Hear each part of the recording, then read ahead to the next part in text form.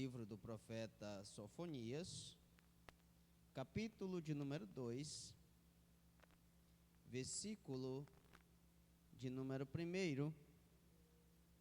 Livro do profeta Sofonias, capítulo de número 2, versículo de número 1.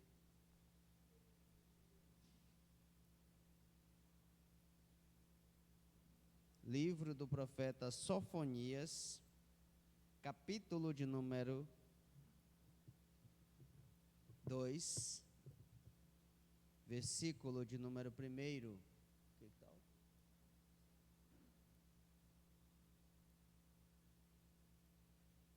Glória a Deus. Quem encontrou diz amém.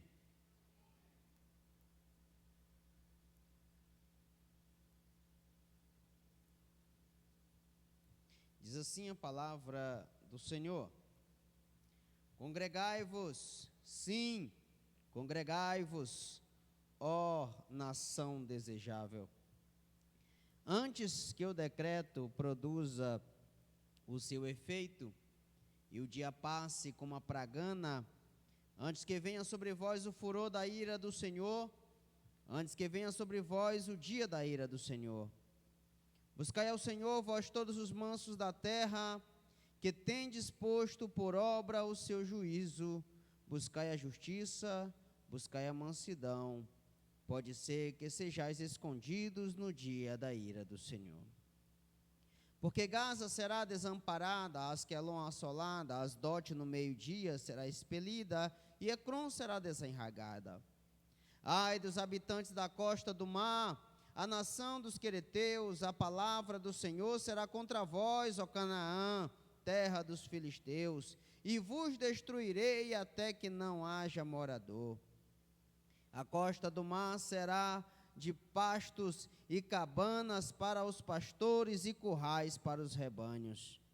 E será a costa para o restante da casa de Judá, ali apacentarão seus rebanhos, de tarde se deitarão nas casas de Asquelon, porque o Senhor seu Deus os visitará e os fará tornar do seu cativeiro. Eu ouvi o escárnio de Moabe e as injuriosas palavras dos filhos de Amon, com que escarneceram do meu povo e se engrandeceram contra o termo. Portanto, tão certo como vivo, diz o Senhor dos exércitos, o Deus de Israel, Moabe será como Sodoma e os filhos de Amon como Gomorra, campo de ortigas e poços de sal.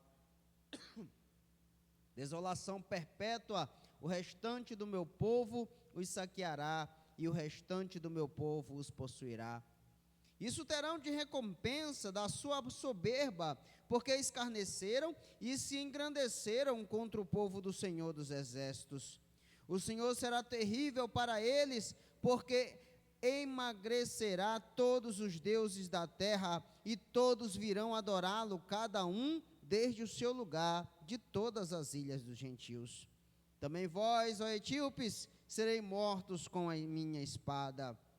Estenderá também a sua mão contra o norte, destruirá a Síria, e fará Nínive uma desolação, terra seca como o deserto. No meio dela repousarão os rebanhos, todos os animais das nações, alojar-se-ão nos seus capitéis, assim um pelicano como o ouriço, o canto das aves se ouvirá nas janelas. Haverá desolação nos limiares, quando tiver descoberto a obra do cedro. Esta é a cidade alegre, que habita despreocupada, que diz no seu coração: eu sou e não há outro além de mim. Como se tornou em desolação, em pousada de animais, todo o que passar por ela assobiará e maneará a sua cabeça. Verso 3: ai da rebelde e contaminada da cidade opressora, não obedeceu a voz, não aceitou o castigo, não confiou no Senhor, não se aproximou de Deus. Os seus príncipes serão leões rugidores no meio dela, os seus juízes como lobo da tarde, que não deixa o osso para o outro dia. Os seus profetas são levianos, homens aleivosos, os seus sacerdotes profanos, profanam o santuário e fizeram violência à lei. O Senhor é justo no meio dela, ele não comete iniquidade, cada manhã traz o seu juízo à luz, nunca falta, mas o perverso não conhece a vergonha. Exterminarei as nações, as suas torres estarão assoladas, fiz desertas as suas praças, a ponto de não ficar quem passe por elas. As suas cidades foram destruídas, até não ficar ninguém, até não haver quem as habite. Eu dizia, certamente me temerás, aceitará a correção, e assim a sua morada não seria destruída, conforme tudo aquilo porque eu a castiguei. Mas eles se levantaram de madrugada, corromperam as suas obras. Portanto, esperai-me, diz o Senhor, no dia em que eu me levantar para o despojo, porque o meu decreto é ajuntar as nações e congregar os reinos, para sobre eles derramar a minha indignação e todo o ardor da minha ira, porque toda esta terra será consumida pelo fogo do meu zelo. Porque então darei uma linhagem pura aos povos, para todos invocarem o nome do Senhor, para que todos sirvam o mesmo consenso. Da além dos rios da Etiópia, meus zelosos adoradores, que constituem a filha dos meus dispersos, me trarão sacrifício. Naquele dia não te envergonharás de nenhuma de tuas obras, com as quais te rebelaste contra mim, porque então tirarei do meio de ti os que exultam na tua soberba, e nunca mais te ensoberbecerás no meu santo monte. Mas deixarei no meio de ti um povo humilde e pobre, e eles confiarão no Senhor. O remanescente de Israel não cometerá iniquidade, não proferirá mentira, a obra da sua boca não se encherá de língua enganosa, mas serão apacentados e deleitar-se-ão, e não haverá quem o espante. Canta alegremente, ó filha de Sião, rejubila, ó Israel, regozija-te e exulta de todo o coração, ó filha de Jerusalém. O Senhor afastou os teus juízes, exterminou o teu inimigo, o Senhor, o Rei de Israel, está no meio de ti. Tu não verás mais o mal algum. Naquele dia se dirá a Jerusalém: não temas, ó Sião, não te enfraqueçam as tuas mãos. O Senhor teu Deus, o poderoso, está no meio de ti, ele te salvará, ele se deleitará em ti com alegria, calar-se-á por seu amor, regozijar-se-á em ti com júbilo. Os entristecidos por causa da reunião solene, congregarei estes que são de ti, para os quais o opróbrio dela era um peso. Eis que naquele tempo procederei contra todos os que afligem, e salvarei a que cocheia, recolherei a que expulsa, e deles farei um louvor e um nome em toda a terra em que foram envergonhados. Naquele tempo vos farei voltar, naquele tempo vos reconciliarei, certamente farei de vós um nome e um louvor entre todos os povos da terra, quando fizer voltar os vossos cativos diante dos vossos olhos, diz o Senhor. Amém. Glória a Deus. Queridos, nós estamos dando continuidade no estudo do livro do profeta Sofonias.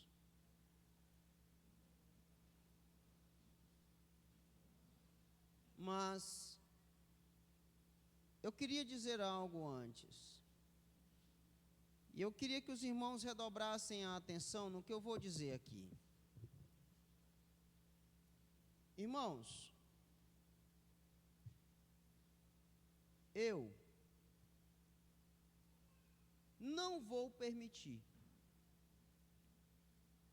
de nenhuma forma, de nenhum modo, não vou permitir duas coisas que eu vou citar aqui. E eu gostaria que os irmãos prestassem bem atenção. Eu não sou refém de ninguém. E nunca pense que ninguém vai me fazer de refém. Eu não sou refém de ninguém. Então, todas as vezes que você pensar, o pastor é meu refém, pense 2 vezes, porque eu não sou seu refém. Eu não vou aceitar você colocar o dedo na minha cara e dizer, ou você faz do jeito que eu quero, ou eu vou fazer e acontecer. Não vou aceitar.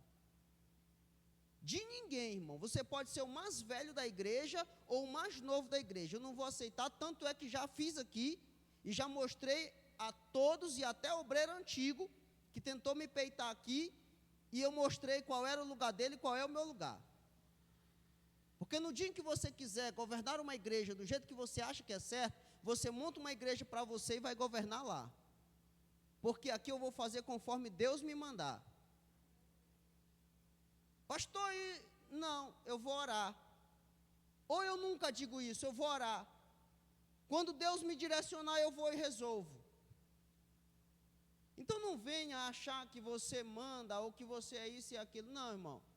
Segunda coisa, essa é a primeira coisa. Segunda coisa, a fofoca, ela é feia para mulher, para homem é pior ainda. Para homem é pior ainda. Então, para com esse negócio de homem fofoqueiro, principalmente se você é obreiro. Esse fingimento de preocupação. Eu estou preocupado, vou querer saber o que aconteceu. Irmão, o que aconteceu? O que foi que fizeram contigo? E não sei o que, e não sei o que. Para com isso. É feio, fofoca é feio para mulher, imagine para homem. E tem um fofoqueiro aí que eu estou para pegar ele. Então vamos começar a se organizar, porque já umas 5 fofocas que já chegou, e o nome é do mesmo sujeito. Então, irmão, fofoca é feio para mulher e para homem também. E se você quiser, acabando o culto, quiser chegar em mim, pastor, o fofoqueiro sou eu vou te dizer que é você. Vamos para o estudo? Sofonias.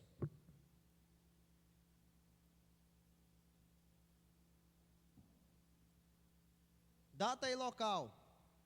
Escrito na Palestina cerca de 679 a 648 a.C.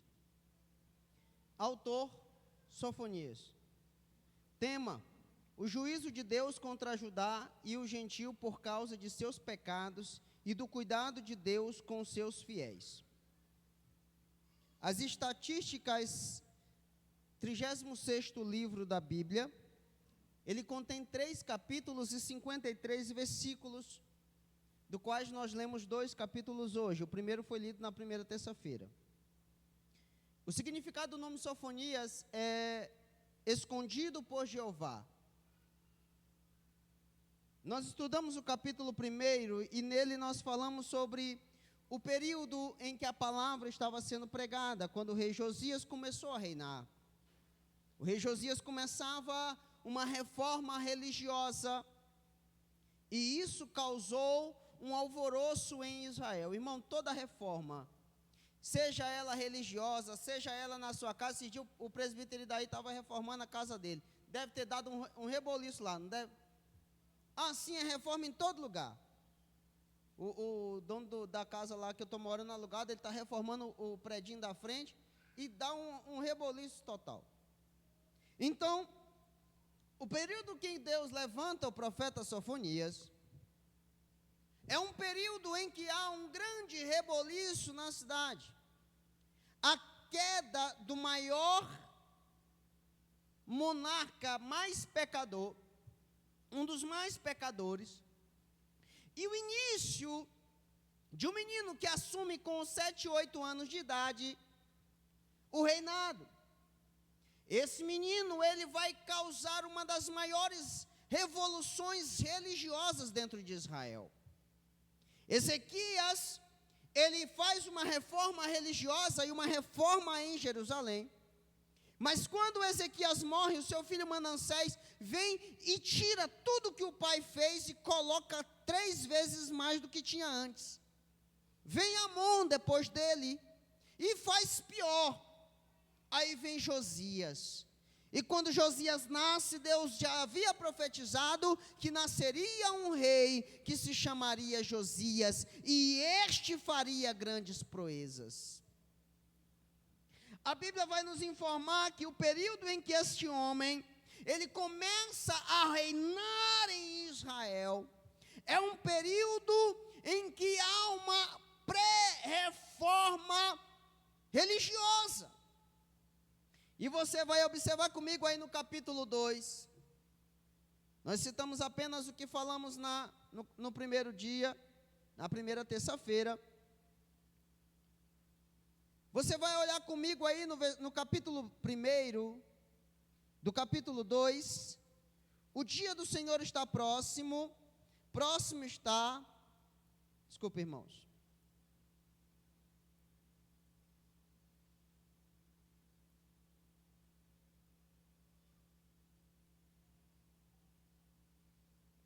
Versículo 1, a reunião do juiz. Olha o que Deus diz, através do profeta Sofonias: congregai-vos, sim, congregai-vos, ó nação não desejável. Ele está dizendo, olha, reúnam-se. Tem alguém com outra versão, além de congregai-vos? Como é que está na sua? Concentra-te, examina-te. O que Deus está dizendo aqui? Ele está dizendo, ei, faz uma reunião, se juntem vocês, porque vocês não estão de acordo com aquilo que eu penso, com aquilo que eu decretei na minha lei. Então, congreguem vocês, porque vocês são uma nação não desejável. O juiz, ele chama para uma reunião. Irmão, antes de você ser julgado por Deus, antes de você ser julgado por Deus, lembre-se, Deus sempre vai te chamar para uma reunião.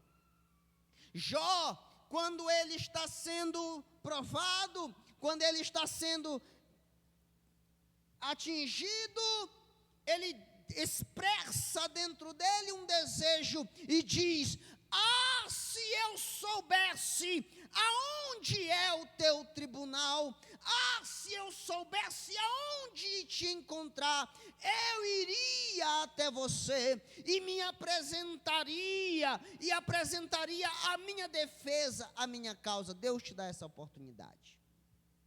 E é o que ele está dando para esse povo.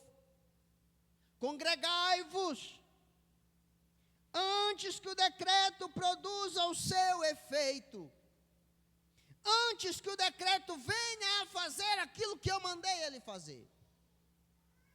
Então, irmão, Deus avisa, Deus avisa, e Deus avisa, e Deus avisa, e Deus avisa. Aí o ser humano está aqui, assoviando. E Deus está dizendo, olha, não, Deus é amor. Deus não vai fazer isso comigo. Deus não vai permitir que isso aconteça comigo. O Leonilson me contou um testemunho muito forte de um conhecido dele lá na cidade. Ele disse que Deus mandou um profeta na casa dele. E chegou, procurou para a tia dele e falou assim, ó, eu estou procurando um rapaz assim, assim, assim, assim, assim. Deu todas as características dele. Ela disse, esse é o fulano de tal, conheço ele, me leve lá. Pegou, levou ele lá. Quando chegou, ele estava lá. E ela falou, olha, Deus está te dando a última oportunidade de você se arrepender e voltar. É a última oportunidade, diz que ele sorriu. Na outra noite, ele voltando de uma cidade para outra, um caminhão havia quebrado, o rapaz do caminhão sinalizou, ele não viu o embriagado e chocou-se com a traseira do caminhão. Este morreu, mas Deus tem avisado muita gente.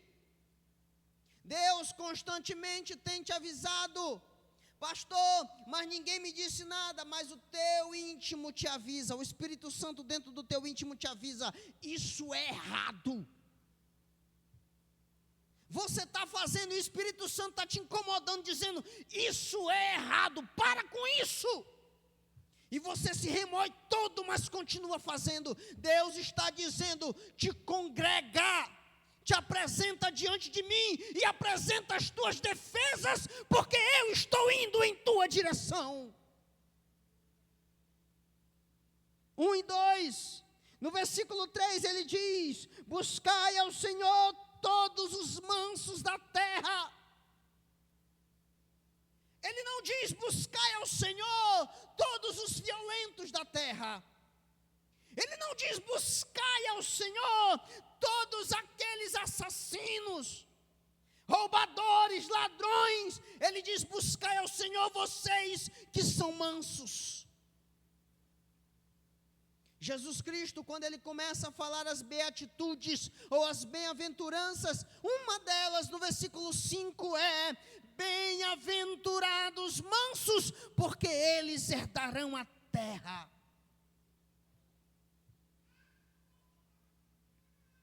Ei, irmão, e Deus diz por que ele está mandando os mansos buscar ele. Ele diz porque talvez, se vocês me buscarem, pode ser que vocês sejam escondidos no dia em que eu descer.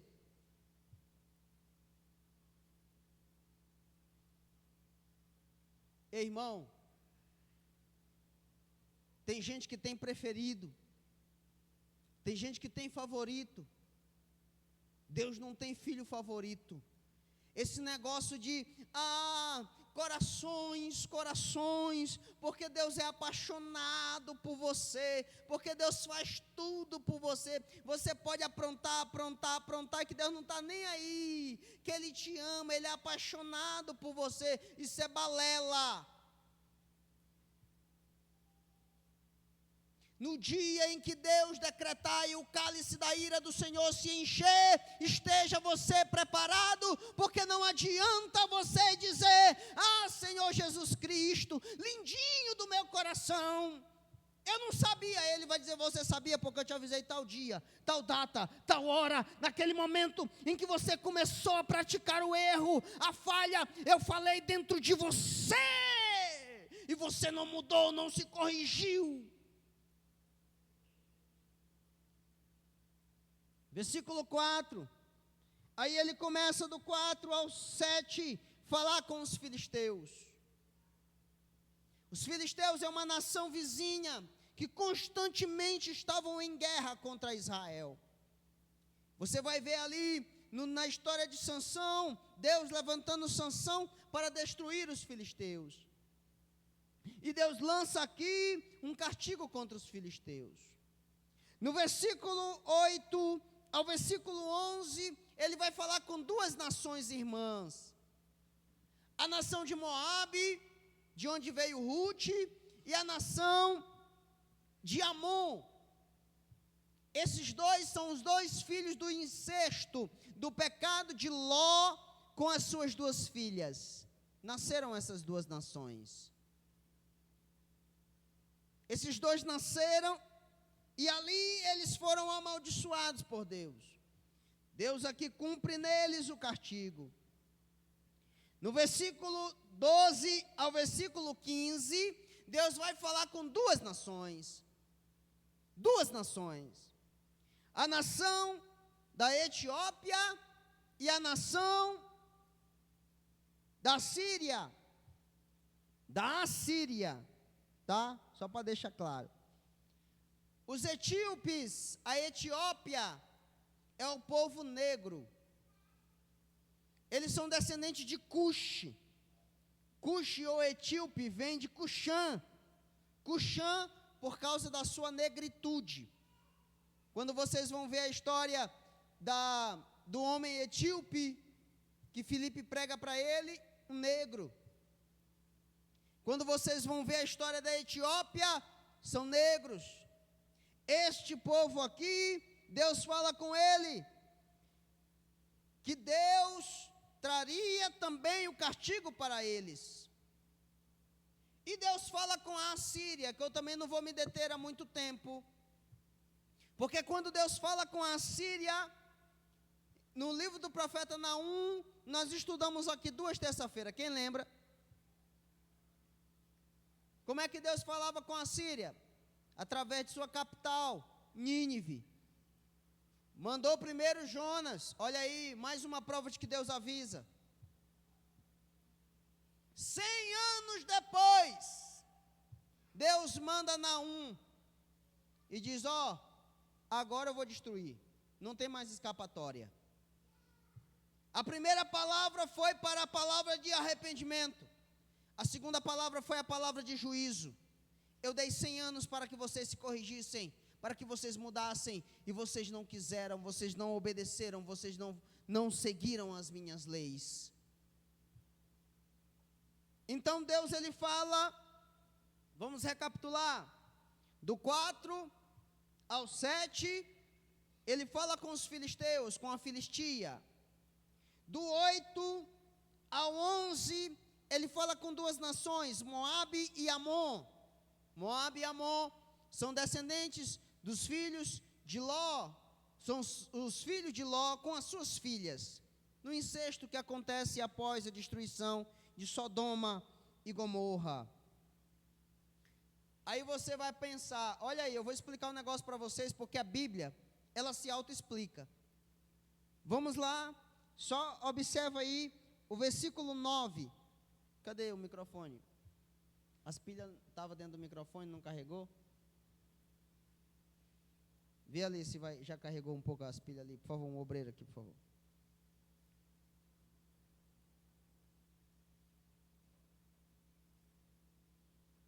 Observe aí o versículo 9 de Sofonias.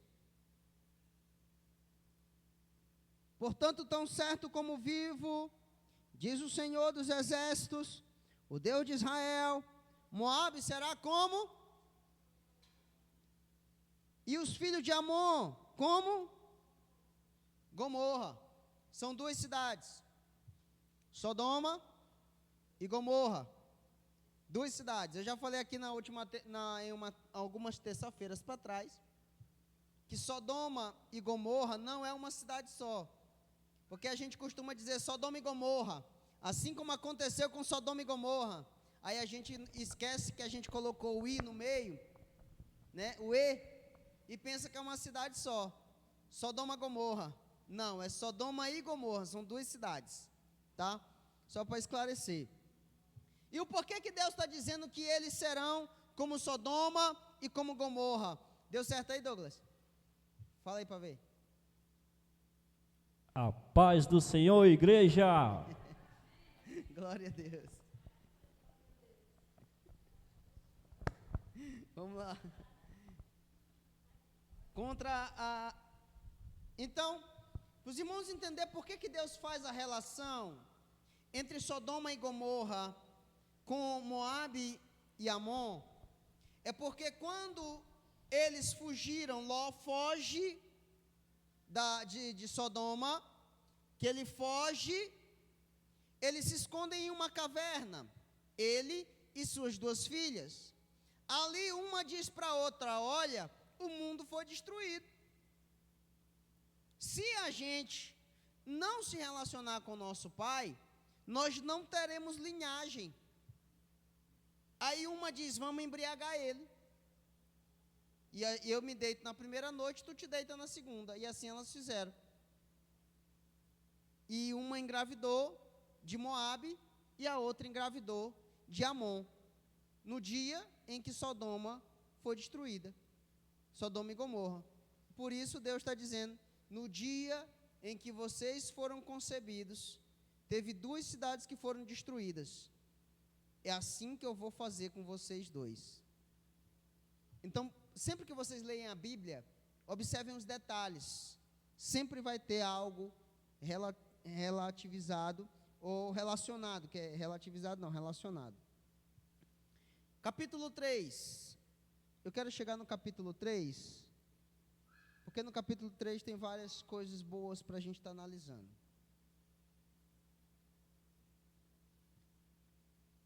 Ai da cidade rebelde, contaminada,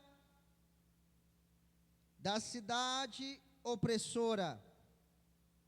Tem alguém que tem a versão que diz: ai da cidade opressora, rebelde e contaminada? Manchada. Como é?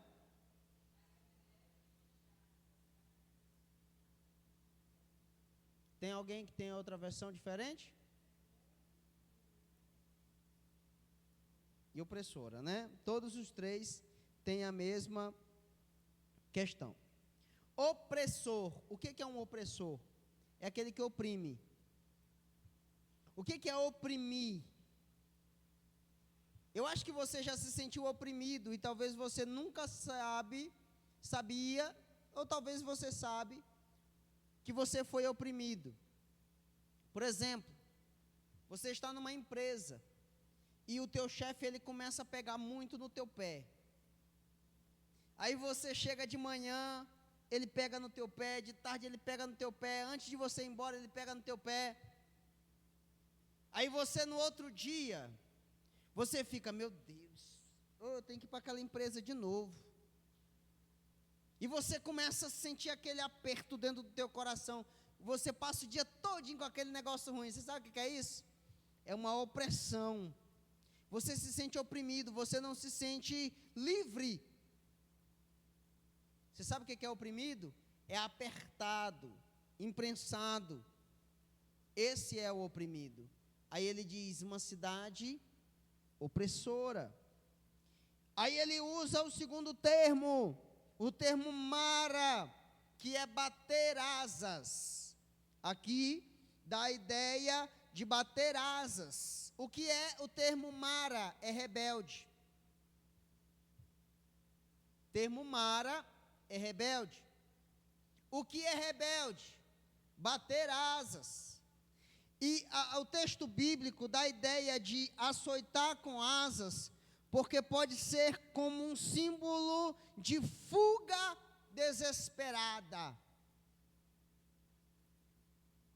O rebelde, irmão, o rebelde, ele nunca permanece porque ele é rebelde. Constantemente, ele está mudando. Ele muda de empresa, ele muda de igreja, ele muda de casa. Irmão, se você vê o rebelde, você vai conversar com ele, aí ele vai dizer, aquela casa tal não era boa, aquele emprego tal não era bom, aquele lugar assim, assim não era bom. Irmão, eu digo algo para vocês, e isso serve para mim e para você. Se você, sempre que você contar a sua história, você está sempre certo, acredite, você não está. Se você, sempre que você contar a sua história, você é sempre vítima, acredite, você não é. Sabia disso? Irmão, de vez em quando, a gente tem que fazer a meia-culpa. Você sabe como é a meia-culpa? Eu também errei. Eu poderia ter feito diferente. Se eu não tivesse feito isso, talvez não aconteceria. Então, o rebelde, quando ele contar a história para você, ele sempre vai estar certo. Se você senta perto de uma pessoa e ele conta a história, e que ele sempre está certo, já começa a suspeitar, ele é rebelde. Irmão, você sabe qual foi a primeira coisa que Deus tratou em mim? O meu caráter, porque eu era ruim. Alguém vai dizer, mas ainda é, pastor, mas eu sou ruim do jeito bom. Ruim, irmão, obstinado. Não era fácil lidar comigo não, irmão. Alguém dizia A, eu dizia B. Se todo mundo concordasse, eu ficava procurando alguma coisa para eu discordar. ruim. Aí Deus pegou e começou a me amassar. Até que eu fiquei bom. Até a minha esposa disse, glória a Deus. Ela lembra quando a gente começou a namorar, ainda estava em tratamento ainda, ruim. Então o termo bater asas, ele dá o sentido de fuga desesperada e apressada. O que é isto? O rebelde, ele nunca permanece, porque quando o negócio começa a ficar ruim aqui, ele bate a asa e voa. A gente lá em casa criava pato. E pato, irmão, pato é bicho ruim de criar. Porque se você esquecer de cortar a asa dele, ele bate a asa e vai embora. Quando você pensa que está contando com um pato, ele já foi. É ou não é? Quem aí já criou pato? Já chegou na sua casa, né? E se você der água para ele, ele fica por lá mesmo. Vamos lá, vamos seguindo. Manchada, o que é manchada? Vem do termo gaal. Gaal é o termo de tornar impuro, poluir ou profanar. Está vendo esta água? O diácono Wesley, ele vende água mineral. Esse aqui não é mineral não, esse aqui é torneiral. Mas tem a água mineral. Esta água, ela está limpa, aparentemente. Mas se eu colocar qualquer coisa dentro dela, eu vou manchar ela. O que é isso? Eu vou tornar ela impura para o consumo humano. Um exemplo, se eu pegar essa água e lavar a minha mão, e depois eu disser a você, tome, você toma? Não, por quê? Porque eu contaminei a água. Então, peraí, eu tenho a capacidade de contaminar algo puro? Sim. Você tem a capacidade de tornar algo que era puro em impuro. Você pode contaminar o teu casamento. Você pode contaminar a tua empresa. Você pode contaminar o teu relacionamento. Você pode contaminar o teu ministério. Você pode contaminar a tua convivência. Você pode contaminar a tua relação com Deus, o teu relacionamento com Deus. Com o quê? Com o pecado. O pecado é que causa divisão entre você e Deus. Então, uma cidade que Deus chama ela de manchada, impura, Deus chama ela de rebelde e de opressora. Esta é a cidade de Jerusalém. E a partir do versículo 2, do capítulo 3, Deus começa a dar amostras da sua rebeldia, da rebeldia da cidade. Primeiro, não obedeceu a sua voz. Irmão, se você não obedece ninguém, você tem um nome. Qual é esse nome? Se você não obedece ninguém, você tem um nome. Qual é esse nome? Rebelde. Você é desobediente. E ninguém gosta de desobediente, irmão. Nem você. Nem você que é desobediente, você gosta dos desobedientes. E o pior, que a maioria dos desobedientes, eles querem obediência. Desobedece o pai, desobedece a mãe, desobedece o professor, desobedece o patrão, desobedece o pastor, mas num dia em que ele sobe um fiapo de cabelo, que alguém dá um fiapo de cabelo para ele subir em cima, quero que todo mundo me obedeça, viu? A maioria do desobediente é assim. ele desobedece, desrespeita, mas quando é ele quer obediência e respeito. Primeiro ponto da rebeldia, não obedeceu a voz. Espera aí, se ele não obedeceu a voz, quer dizer que ele ouviu. Então ele não é inocente. Você pode dizer, coitadinho, pastor. Inocente, Deus está punindo desse jeito, tá? Porque é desobediente. Deus não trabalha com desobediente.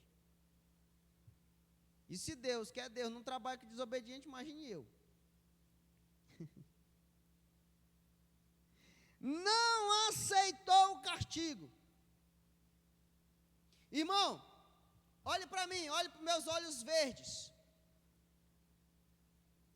O Wesley até levantou o olho para olhar. Pastor botou lente? Irmão, se você conhecer alguém, se você conhece alguém que diz, um dia, eu vou só dar um exemplo.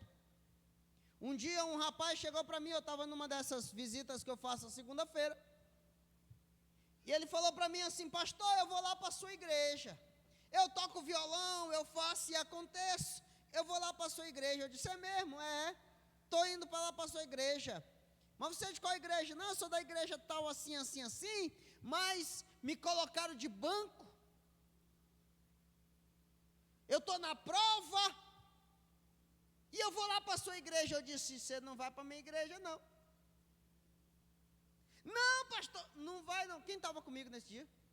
Tinha alguém comigo. Acho que era o Wesley e o César, né?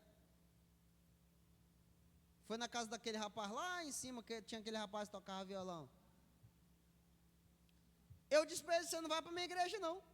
Eu não quero Jonas no meu barco. Você está ficando doido que eu vou botar um Jonas dentro do meu barco? Vá para a sua igreja, aceite a prova. Se depois que você passar pela prova, passar pela disciplina, você disser, pastor, já acertei as contas aqui, eu quero ir, eu te aceito lá, amém. Mas você, disciplinado, você sendo provado lá, e quer vir para a minha igreja para escapar, negativo, pode ficar lá onde você está. Você sabe por quê, irmão? Porque o rebelde, ele não aceita o castigo. Se você chama alguém e diz assim, olha, eu vou ter que te disciplinar, eu vou ter que tratar essa ferida em você, e ele disser, ele virar as costas, nunca mais ele pisar na sua igreja, você dá glória a Deus. Primeira coisa que você tem que fazer. A segunda é bater o sapato para limpar o pó. Isso é inocente da vida dele, porque você quis tratar, quem não quis ser tratado foi ele. Se você não aceita o castigo, está aí na sua Bíblia ou eu estou inventando? Está aí ou não está? Está, não está? Primeira característica de um rebelde, ele não obedece de jeito nenhum. Você fala A e ele diz B, você diz B e ele diz C. Se você concordar com ele, ele começa a discordar do que ele disse para não concordar com você. Se ele te dá uma boa ideia e você diz, rapaz, essa ideia é boa, vamos fazer assim. Aí ele diz, sabe que eu estou achando que aquela ideia sua que era melhor mesmo?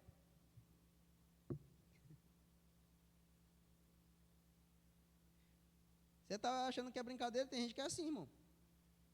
Não aceita o castigo. Segundo. Terceiro, não confia no Senhor. Não confia em Deus. Você é rebelde se você não confia em Deus. Lembra que eu falei lá em Naum que Deus conhece aqueles que confiam nele? Quem lembra? Deus conhece aqueles que confiam nele. Se você não confia em Deus, você é desconfiado. Desconfiado com quem? Com Deus. Pastor, que negócio é esse? Imagina você estar casado e a sua mulher vive desconfiando de você. Você é feliz? Imagina você é casado e o seu marido vive desconfiando de você. Você é feliz? Não, irmão. Você chega, onde você estava? No trabalho. Com quem? Com os funcionários que trabalham na empresa. Fazendo o quê? E de lá você foi para onde? Vim direto para casa. Tem certeza? Uma desconfiança, um negócio. Você é feliz? E por que você desconfia de Deus? Pastor, mas eu não desconfio de Deus, não. Desconfia sim. Desconfia sim. Quem aqui já recebeu a promessa de Deus? Levanta a mão, eu tenho certeza que a maioria já recebeu a promessa de Deus. Promessa de Deus. E quem aqui, de vez em quando, não dobra o joelho? E diz: Deus, não vai dar certo não. Eu vou parar, eu vou desviar, eu vou sair, eu vou fazer acontecer. Ai Deus, ô cidadão desconfiado, eu falei para ele que vai dar certo, coloquei ele no projeto, falei com ele, mostrei para ele, agora ele está dizendo que não vai dar certo. Você sabe o que é isso? Você não demonstra confiança em Deus. Irmão, no dia que eu parar de confiar no que Deus está fazendo comigo, eu não vou para lugar nenhum mais não, irmão. Eu não consigo me ver. Não consigo me ver em alguma coisa que Deus não me direcionou. Eu digo isso, irmão, de boca aberta. Você sabe por que eu digo isso? Porque toda a minha vida não, a partir dos 19 anos, quando Deus me chamou, que Ele me selou, que Ele me marcou, eu comecei a colocar a minha vida totalmente nas mãos de Deus, e tudo que Deus direcionava, eu fazia. Você sabe por que eu tenho certeza que esse projeto desta igreja vai dar certo? Porque Deus nunca me colocou em furada, irmão.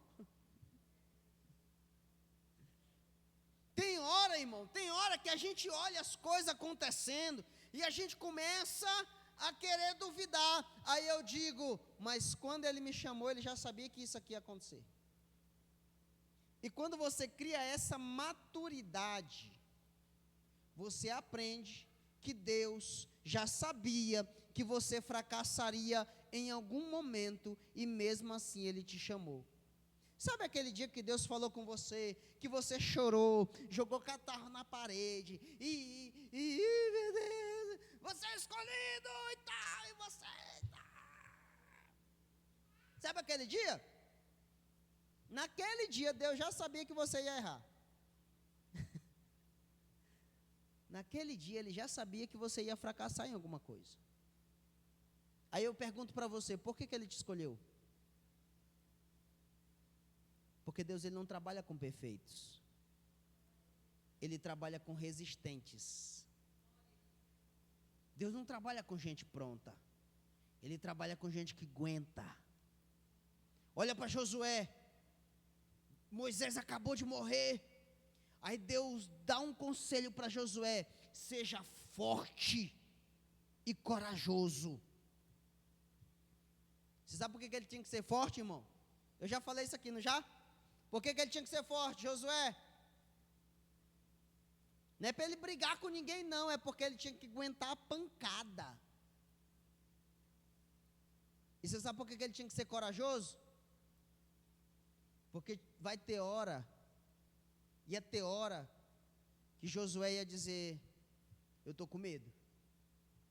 Não vai dar certo. Aí ele lembrava: seja corajoso. Aí ele diz: Deus já me avisou. Aí ele continuava. Com medo? Sim. Mas sabendo que Deus tinha mandado ele ser corajoso. Então todas as vezes que você fracassar em alguma coisa que Deus te entregou na tua mão, saiba que Ele já sabia que você fracassaria. Ou você acha que você surpreendeu Deus? Ou você acha que um belo dia você diz, surpresa, Deus, eu estou fazendo alguma coisa que o Senhor nunca imaginaria que eu faria. Não, irmão, ninguém pega Deus de surpresa. Ele já sabia, mas te escolheu mesmo assim. Vamos lá. Eu não vou continuar para não achar que eu estou querendo fazer uma pregação de como é que chama? Coach. Não ouviu a voz, 3 sinal de um rebelde, não obedece, não aceita a advertência, o castigo, e não confia no Senhor. O 4, não se aproxima de Deus. Não se aproxima de Deus. Por que ele não se aproxima de Deus? Você sabe por que ele não se aproxima de Deus? Porque quando a gente se aproxima de Deus, Deus exige de nós mudança. A gente nunca vai ficar no lugar em que Deus está e continuar do mesmo jeito. Eu já falei isso aqui, você olha para Deus e diz, Deus é santo, eu preciso ser santo. Deus é puro, eu preciso me purificar. Se você se aproximar de alguém que ora, se você se aproximar de alguém, que você chega de manhã na casa dele, ele está orando. Você chega meio-dia, ele está orando. De noite, ele está orando. Aí você começa, rapaz, eu tenho que orar um pouquinho também, né? Se você conhece alguém, você chega, ele está lendo Bíblia, e ele lê a Bíblia pelo menos 3 vezes ao dia, você se torna amigo dele. Daqui a pouco você está sentindo dentro de você alguma vontade, um desejo, e dizendo, eu preciso ler Bíblia também. O fulano de tal lê Bíblia 3 vezes ao dia, eu preciso arrumar um tempo para ler a Bíblia. Porque quando você se aproxima de Deus, Deus exige de você uma mudança. E muitos não querem a mudança, porque são rebeldes. E toda vez que Deus diz, chegou aqui, até aqui, eu tolerei, olha a expressão que eu estou usando, eu tolerei você desse jeito, daqui para cá, preciso que você mude, exijo que você mude. Aí é a hora que o rebelde faz o quê? Não é o pintinho amarelinho não, que decidiu mudar de cor, bate a asa, porque ele diz, eu não quero mudar. Por isso ele não se aproxima de Deus. O se aproximar de Deus, quanto mais nós nos aproximamos de Deus, mais pecado nós precisamos tirar de nós. Pastor, não entendi. O que faz a separação entre Deus e o homem? O que faz a separação entre Deus e o homem? Então, quanto mais você quer se aproximar de Deus, você tem que tirar aquilo que separa você de Deus. Quem entendeu? Então, por isso que Deus diz, sede santo, porque eu sou. Aí quando o rebelde ele começa a se aproximar de Deus, e que Deus diz, amigão, você chegou, você é até gente boa, você é legal, você é divertido demais, só que aqui você precisa mudar. Esse comportamento seu, esse vício seu, isso, você precisa tirar. Tem que. Aí é a hora que o rebelde bate a asa. Aí Deus está falando. Primeira característica, não ouve a voz de Deus. Não ouve a voz de Deus. Pastor, mas eu ouço a voz de Deus. Se você diz que ouve a voz de Deus, escute que eu vou te falar que isso aqui que é polêmico. Se você diz que ouve a voz de Deus, mas não obedece seu pastor, você é um mentiroso. Se você diz que ouve a voz de Deus e não obedece, você é mentirosa. É polêmico ou não é? Primeiro, por quê, pastor? Quem constituiu a autoridade? Quem constituiu a autoridade? Deus. Alguém tem dúvida aqui que quem me colocou aqui foi Deus? Tem alguém que diz assim, pastor, eu acho que não foi Deus, não. Isso foi bem o diabo que colocou esse maranhense cabeçudo, zangado, que tem dia que vem para o culto de ensino zangado, para dar bronca em nós. Foi o diabo. Ou você acha que foi o diabo que colocou eu aqui? Não foi Deus, irmão? E se Deus que me colocou aqui, Ele sabia quem eu era? E se você não honra e não obedece aquilo que nós direcionamos, você está indo contra o direcionamento de... Então, esse negócio de, Deus fala comigo todo dia, irmão. Se você... Tome cuidado. E eu falo isso por experiência própria. Por experiência própria. Teve um dia, irmão, que eu estava zangado com o meu pastor. Mas irado mesmo, não era pouco não, era muito. E eu saí, entrei no meu carro e fui para casa. Nunca mais eu piso nessa igreja, e não sei o que, e tal. Eu olhava para a cara da Luciana, ela assim. E eu zangado, cheguei em casa.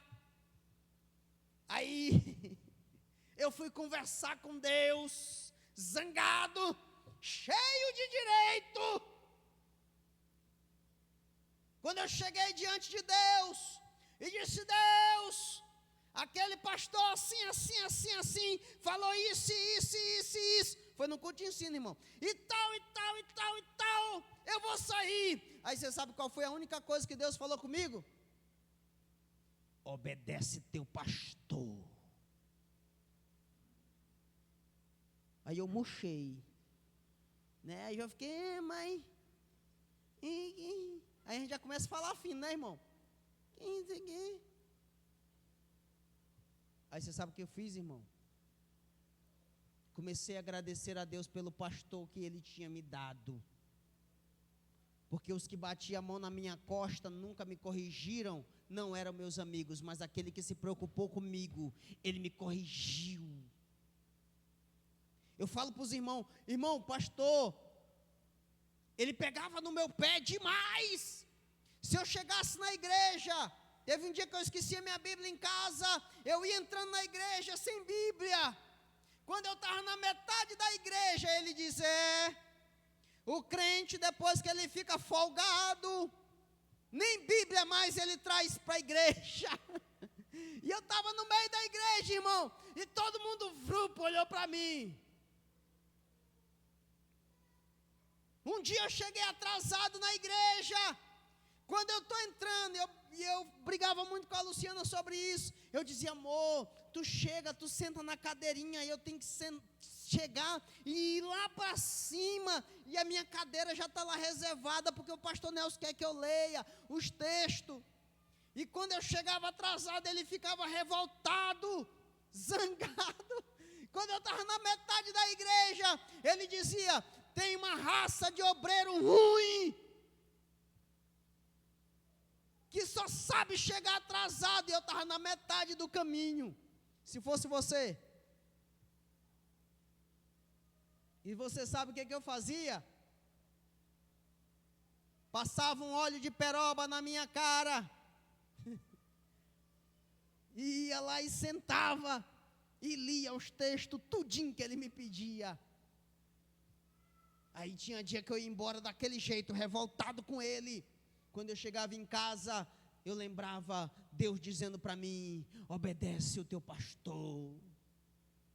Um dia, irmão, eu estou contando aqui porque está inserido no contexto. Um dia eu estava dizendo, o pastor pega pesado demais. Irmão, eu acho que vocês não acham que eu sou duro, não. Eu acho, né? Mas o pastor, irmão, o pastor Nelson, ele é duro, irmão. E teve um dia que eu estava lá, e eu dizia, rapaz, mas que o pastor Nelson pega pesado demais com os irmãos, com os obreiros. Aí um dia eu estava num culto de ensino pensando isso, culto de ensino. E Deus falou comigo em profecia, e diz para ele continuar cavando, para ele bater mais forte, para ele cavar mais, porque eu vou mostrar mais coisa errada para ele corrigir a minha igreja. Eu disse: Deus, eu estou querendo que ele alivie, o Senhor quer que ele pegue mais pesado.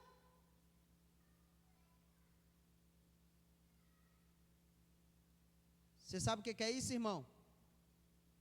Se o pastor não corrige a sua igreja, ele está condenando ela ao inferno. Mas o pastor que corrige, que orienta, que instrui, ele está conduzindo ela para o céu. Se você é ruim e o teu pastor te corrige, se alegre, porque ele quer te ver no céu. Seguindo.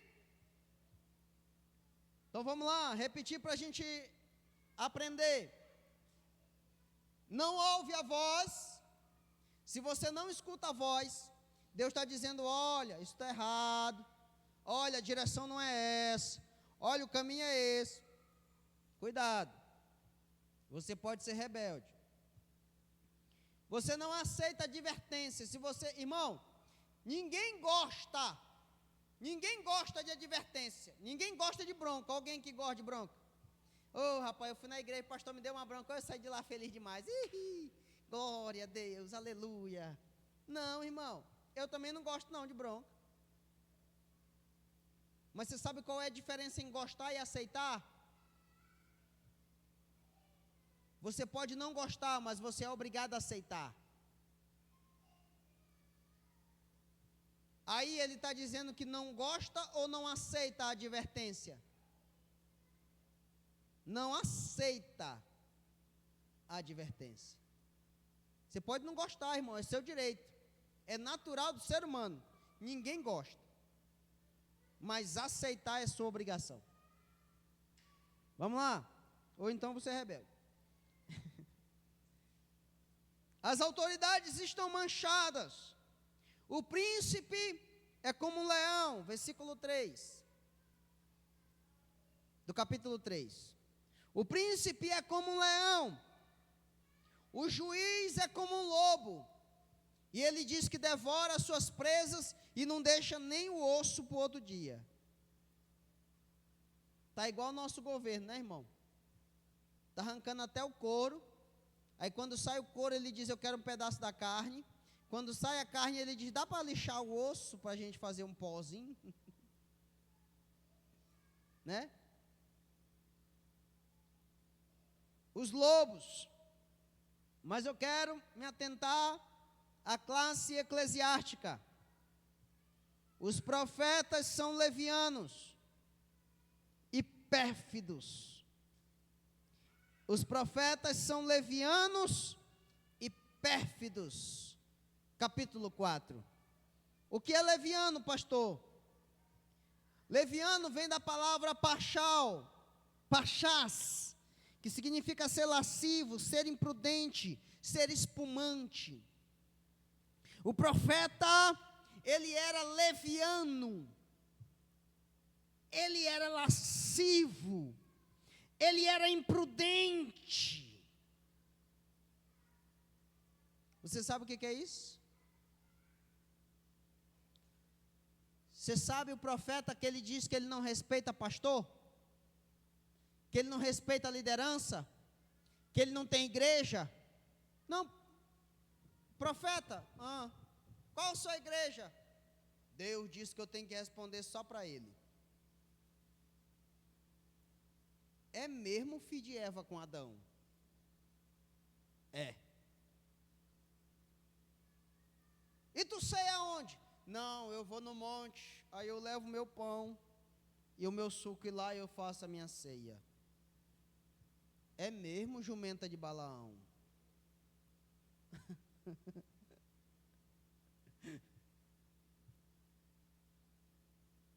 Irmão, se o profeta, cuidado com a raça de profeta que não tem líder, que não tem liderança, que diz: eu não respeito nem A e nem B, eu só respeito Deus, o único que manda em mim é Deus. Eu tenho uma notícia para você: nem Deus gosta de tu.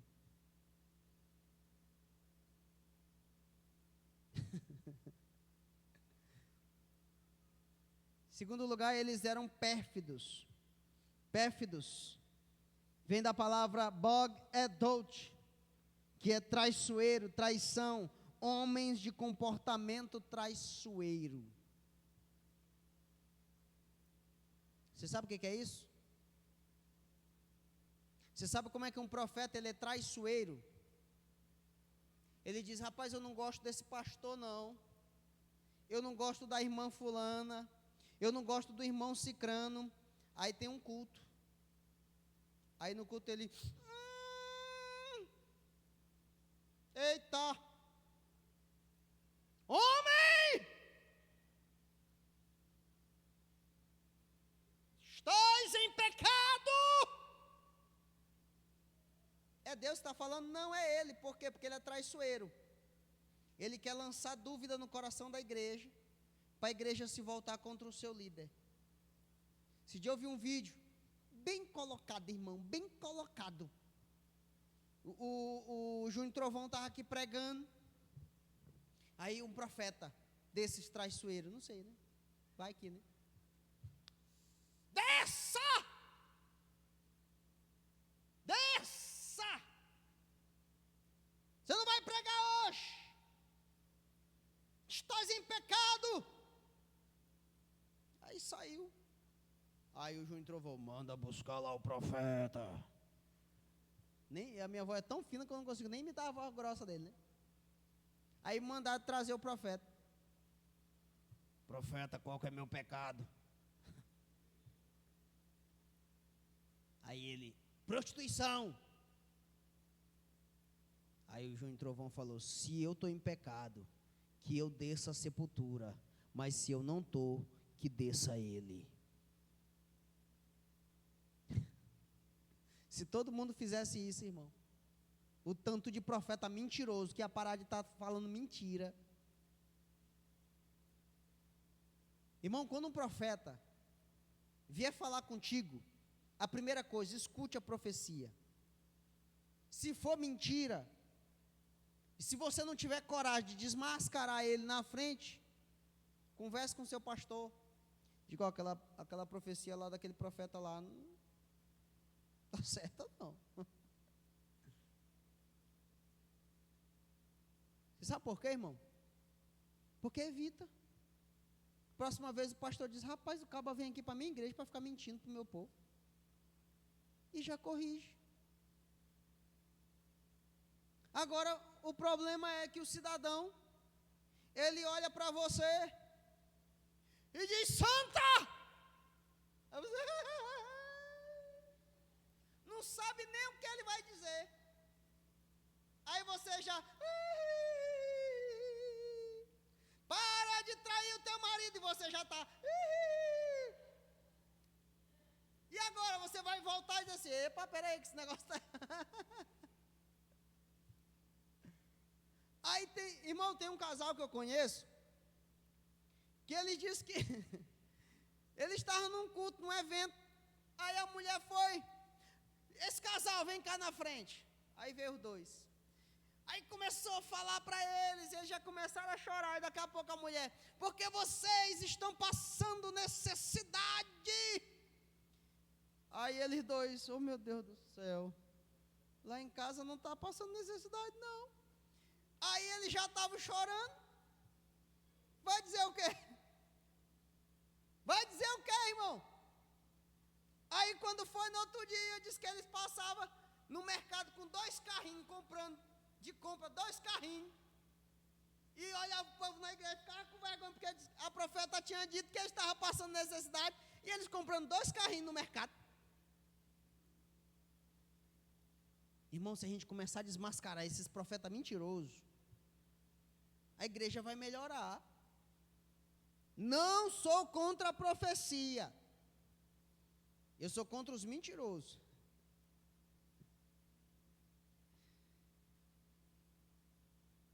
Os sacerdotes são profanos. Verso 4 ainda. Sacerdotes profanam o santuário e fizeram violência à lei. Deixa eu dizer um negócio para vocês. Vocês sabem o que é profanar o santuário? Como é que nós chamamos esta casa? Casa de oração. E eu já expliquei isso aqui. Todas essas indumentárias da igreja, tudo é consagrado a quem? Quando nós compramos o violão, nós fizemos o quê? Consagramos ao Senhor. Compramos o baixo, fizemos o quê?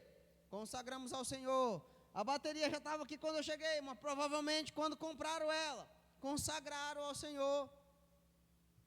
Os microfones, as indumentárias da igreja, tudo é consagrado ao Senhor. O que é consagrar? É tornar santo.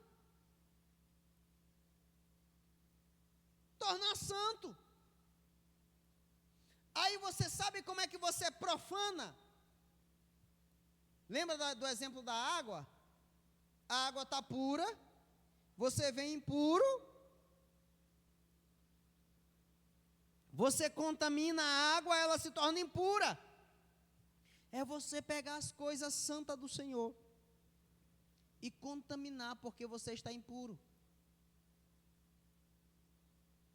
O homem chega diante de Deus. Deus tinha dito como é que fazia o fogo. Que o fogo tinha que ser feito assim, assim, assim. Aí o homem vai e pega um fogo estranho e queima incenso diante de Deus.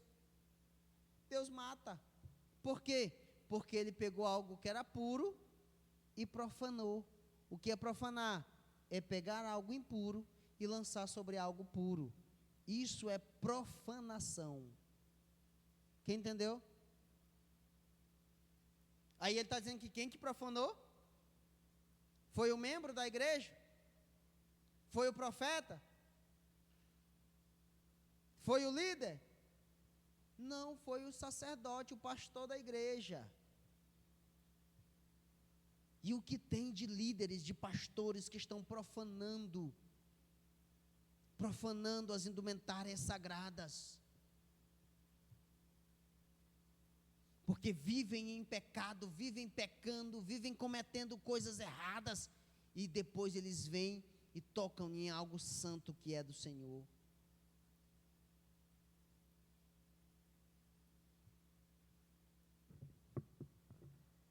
Mas no versículo 5 ao 6, Deus termina de dizer quem são eles, e começa a mostrar quem Ele é. Ele diz: eu sou justo, não cometo iniquidade, faço o juízo brilhar e nunca falho. Vou repetir: Deus é justo, não comete iniquidade, faz o juízo brilhar e Ele nunca falha. Deixa eu dizer algo para vocês.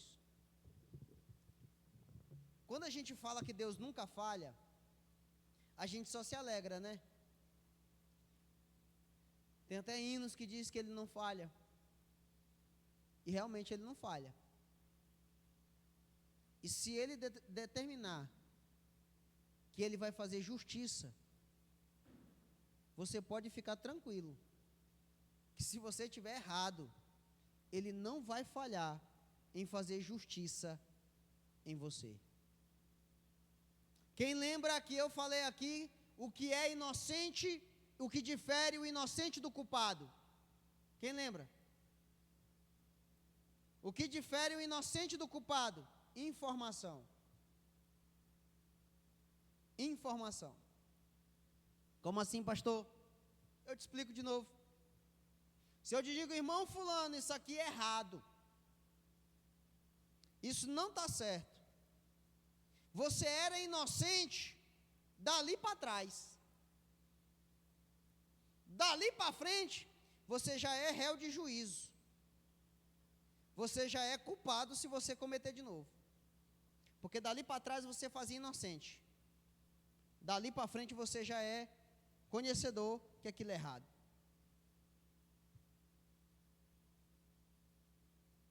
Esse dia nós estávamos conversando sobre o consumo de sangue. Nós, cristãos, nós não ingerimos sangue. Se você vai comer uma galinha no molho pardo, como o pessoal gosta de chamar, e alguém fala, ó, galinha no molho pardo, e você gosta muito, gostava, aí quando você descobre que a galinha no molho pardo, você diz, eu não posso comer. Por quê? Porque eu era inocente. Aí veio um pastor e falou para mim, e mostrou na Bíblia, que Deus proíbe a gente de comer sangue. Agora, se eu comer, eu sou culpado.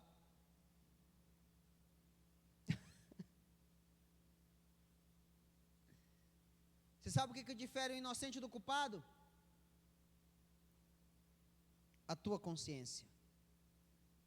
A maioria das coisas que você faz errada, você faz consciente de que está errado. E isso te faz réu de juízo. E isso te torna um culpado.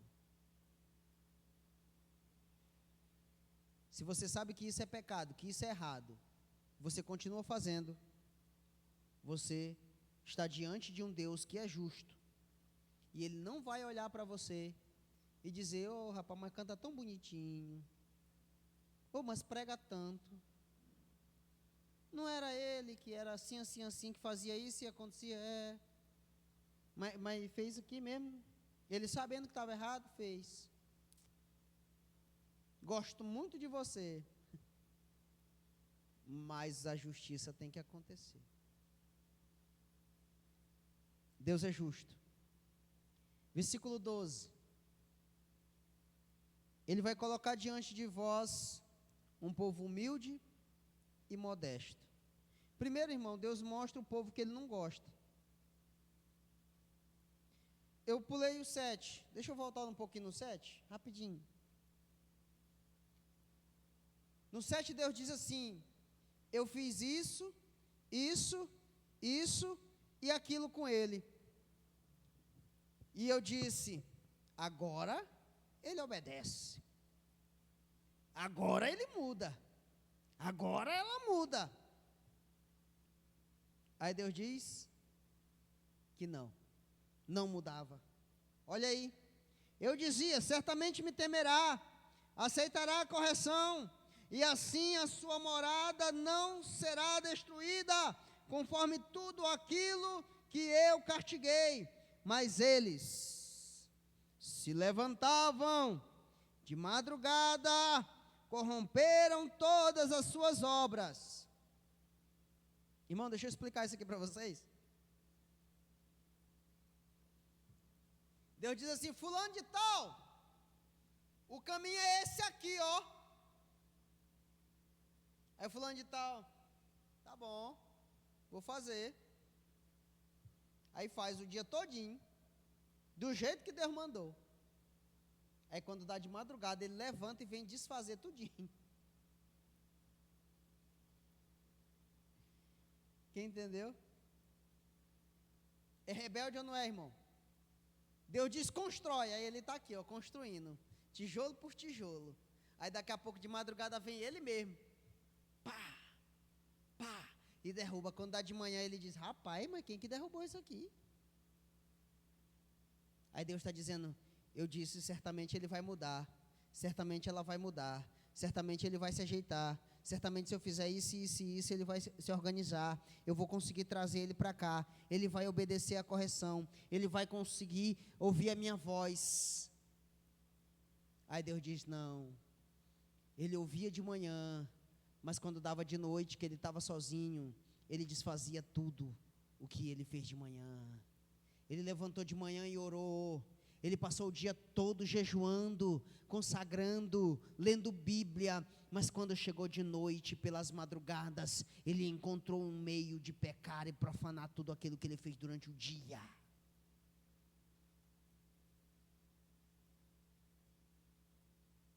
Ou você acha que você não anula?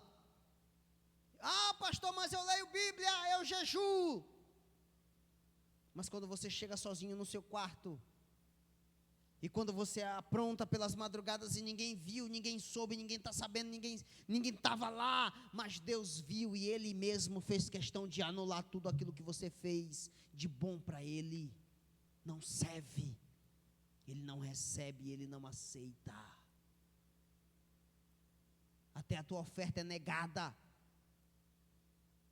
A Bíblia diz, se você trouxer a tua oferta diante do Senhor, e você lembrar que tem alguém que tem alguma coisa contra ti, deixa a tua oferta no pé do altar, vai, reconcilia-te, conserta o teu coração, aí tu vem. Ah, Deus aceita a gente de qualquer jeito.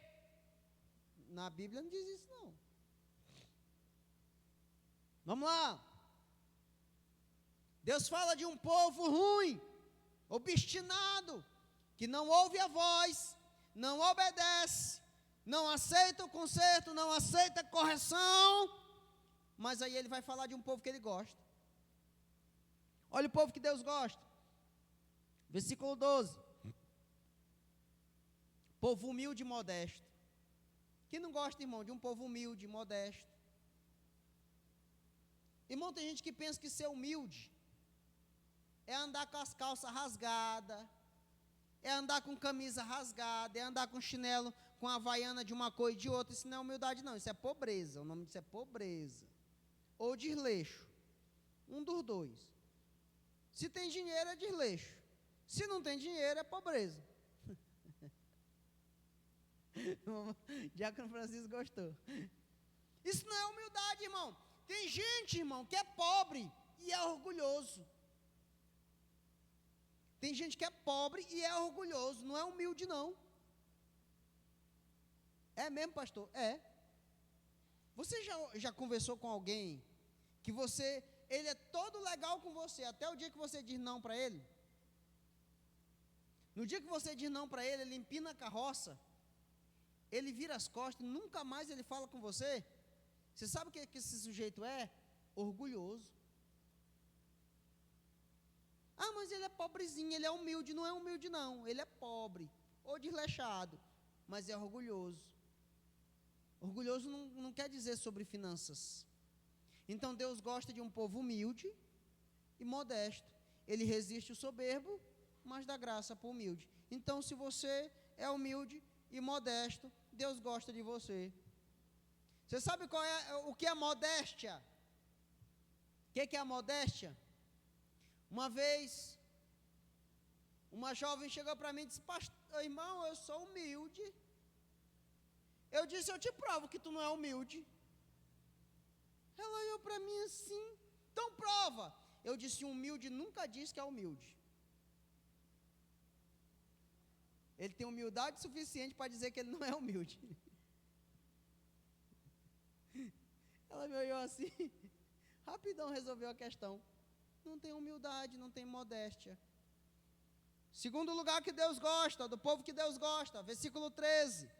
Não comete iniquidade. O que é iniquidade? Desvio consciente. Pecado de crente. Se você sabe que é errado, e você está fazendo mesmo assim, você não está cometendo pecado, você está cometendo iniquidade. É o pecado consciente. Você sabe que está errado, aí você vem, mas depois eu peço perdão. Ai, Deus, seu iníquo. Então Deus gosta daquele que não comete iniquidade. Olha aí, irmão. No próximo. Vamos lá, no versículo 13. Característica de gente que Deus gosta. Ele não profere mentira. Deus não gosta de você mentiroso. Se você é mentiroso, Deus não gosta de você. Se você anda mentindo, ah, pastor, mas eu contei uma mentirinha branca. Não existe não, irmão. A mentirinha ela é preta, preta, preta, preta. Não tem a branquinha não. Sou meio preconceituoso, mas não é não, irmão, estou brincando. A mentira, ela é uma só. Ah, pastor, mas eu contei uma mentirinha branca. Foi só para me livrar de uma situação. É mentira. Do mesmo jeito. Eu ensinei aqui, irmão, sobre a mentira. Quem lembra? Ensino sobre a mentira. Tem uma irmã que até hoje ela diz: pastor, o senhor podia vir aqui de novo ensinar sobre a mentira. Não, porque tem um povo mentiroso. Você pergunta para ele assim: ô fulano, o que aconteceu? Não, rapaz, eu vinha caminhando e o oceano transbordou, atravessou na minha frente. E você olhando para ele, sabendo que ele está mentindo. Mentiroso, irmão. Irmão, a pior coisa é alguém descobrir que tu é um mentiroso, quanto mais. E tem gente que é viciada em mentir. Esse dia eu vi um que dizia assim: rapaz, eu fui pregar numa igreja, eu cheguei lá e vi que o negócio não era muito do jeito que eu imaginava. Eu disse para a mulher: mulher, finge uma doença aí para a gente ir embora, sair daqui.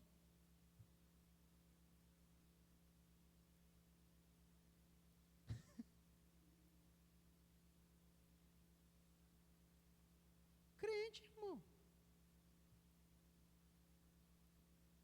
Se você é mentiroso, Deus não gosta de você não, viu?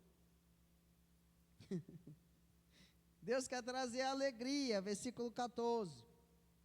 No versículo 15, o Senhor vai afastar a sentença. Mas só quando você se tornar humilde e modesto.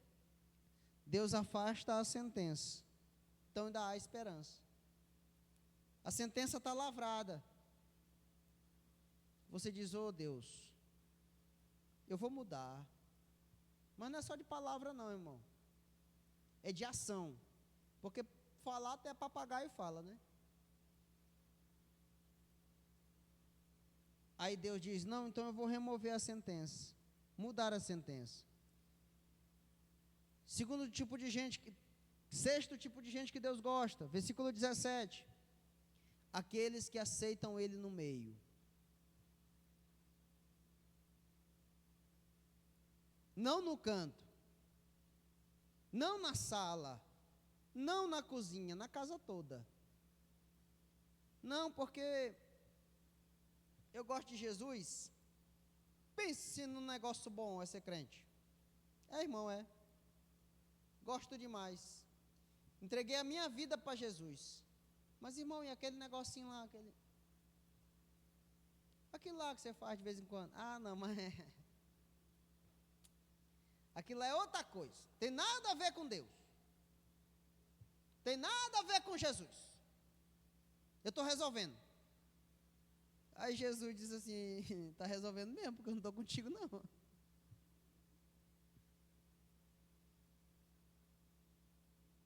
Deus gosta de gente que aceita Ele no meio. Ser o centro. E quando você aceita Deus no meio, você abre mão de uma coisa muito importante para você. Coloca a mão assim no teu coração.